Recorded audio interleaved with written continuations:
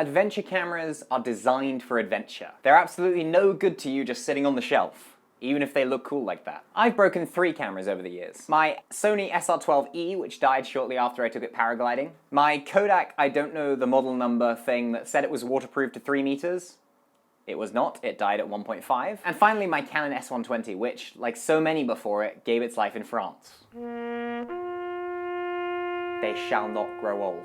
I lost my first ever GoPro while swimming near a Croatian waterfall. But that's not what this video is about. This video begins in Hawaii, La'e Point to be more specific. Incidentally, La'e Point was also the cliff they used to shoot the cliff jumping scene in Forgetting Sarah Marshall. So let me set the scene. I'm prepping to jump off and it's super dramatic. I take a moment to tighten the screw because I don't want to lose the GoPro. I take a moment to look around and realize, oh no, there are people around, so I can't chicken out of this jump. Finally, I give myself a countdown, 5, 4, 3, 2, 1, and then I jump.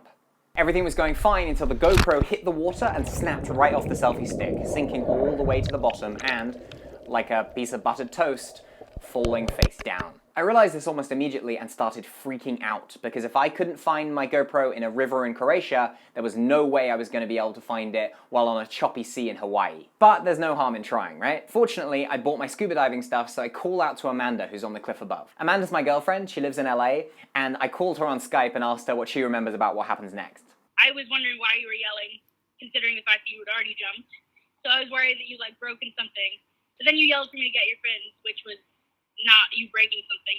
So I ran back to our stuff, which was harrowing because I wasn't wearing flip-flops. So meanwhile, I'm still in the water, I'm waiting and waiting and hoping and trying to look for my GoPro even though I don't have a mask on, trying to see if I can see a glinting recording light or anything like that under the water. The GoPro, incidentally, has flipped up. It's now merrily recording the fishes that are swimming by it.